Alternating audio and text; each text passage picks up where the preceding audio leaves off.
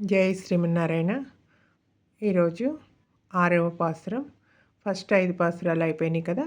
6వ పాసురం నుంచి ఒక 10 పాసురాలు రోజు ఒక గోపికని లేపుతారు. ఈ ధనుర్మాస వ్రతం అనేది ఒంటరిగా కాకుండా గోష్ఠితో అందరితో కలిసి చేసుకోవాలి. అంటే ఏదైనా సరే భగవద్ అనుభవం అనేది ఒక్కరే అనుభవించకుండా 10 మందితో కూడి అనుభవిస్తే ఆ అనుభవం ఇంకా బాగా ఎక్కువ అవుతుంది. అందుకని ఆండాళమ్మ మనకి నేర్పుతుంది, అందరూ గోష్ఠిగా ఉండి స్వామిని అనుభవించండి అని. అందుకే ఒక గోపిక, ఈ భగవద్ అనుభవం క్రొత్త అనమాట ఈ గోపికకి. అందుకే తన భవనంలో పరుండి ఇంకా బయటికి లేచి రాలేదు. అందుకని ఈరోజు ఆ మొదటి గోపికని లేపుచున్నారు.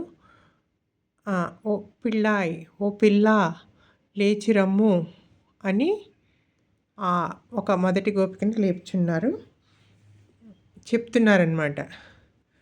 ఆహారం ఆర్జించుకున్నట్టుకు పక్షులు లేచి, అంటే పక్షులు లేచిన వెంటనే కిలకిలా రావాలు చేసుకుంటూ ఆహారం ఆర్జించుకోవటానికి వెళ్ళిపోతూ శబ్దం చేస్తున్నాయట.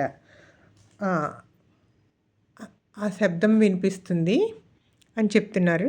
అలాగే ఆ పక్షులకు నాయకునైన గరుత్మంతునికు స్వామియగు శ్రీ మహావిష్ణువు ఆలయంలో తెల్లని శంఖము ధ్వని చేయుచున్నది, వినుటలేదా? ఆ ధ్వని వినుటలేదా అని చెప్తున్నారు. అంటే ఉదయమే కోవెల్లో శంఖ ధ్వని చేస్తారు కదా స్వామిని లేపేటప్పుడు, ఆ ధ్వని వినిపించటలేదా నీకు అని అడుగుచున్నారు. మేము ఎవరు లేపగా లేచాము అని నీకు సందేహం వస్తుందేమో అని ఆ సందేహాన్ని తీరుస్తున్నారనమాట. ఇదిగో ఇక్కడ ఇదిగో పోతన మేము ఇలా ఏర్పాటు చేసుకుని ఉండండి. పోతన ఫుల్గా చూపిస్తా. అదిగో పోతన తనములందు విషమును ఆరగించి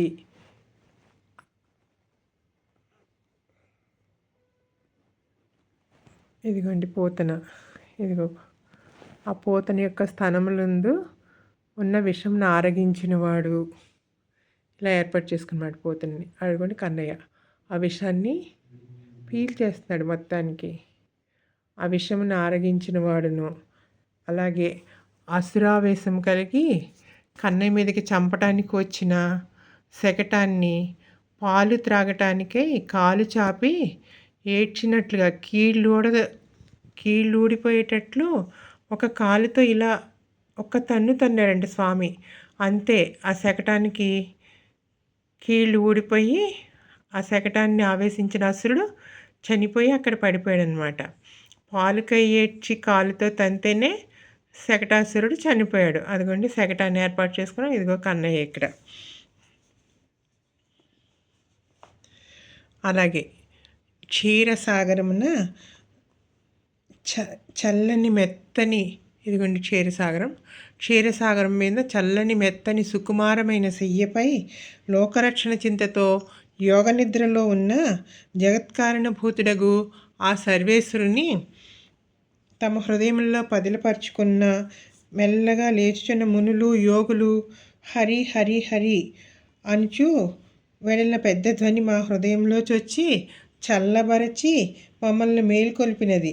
నీవు కూడా లేచిరమ్ము అని పిలుస్తున్నారు.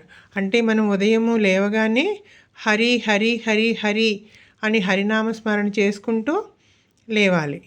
అంటే ఇక్కడ మనకి ఈరోజు 3 ధ్వనులు చెప్పుతున్నారు. ఒకటి, పక్షులు ఆహారం ఆర్జించుకోవడానికి చేస్తున్నప్పుడు కిలకిలా రావ శబ్దాలు. ఇంకోటి, మహావిష్ణువు కోవెల్లో శంఖము చేసే ధ్వని. 3వ శబ్దము, మునులు యోగులు హరి హరి హరి అని నామం పలికే శబ్దం. ఈ 3 శబ్దాలని ఈరోజు చెప్తున్నారు. గోపిక లేచిరావమ్మా, మాతో కూడి ఈ భగవద్ అనుభవాన్ని నీవు కూడా అనుభవించవలసినది అని లేపుతున్నారు. ఇదిగోండి వీడు శకటాసురుడు, కన్నయ్య, అలాగే పూతన, కన్నయ్య సంహారం, అవి పక్షులు కిలకిలా రావాలికి ఇలా పక్షులు ఏర్పాటు చేసుకున్నాం. ఇదిగో క్షీరసాగరం సేనించిన శేషసేనుడు హరినామం పలుకుతూ లేవాలి మనం లేచేటప్పుడు. జై శ్రీమన్నారాయణ.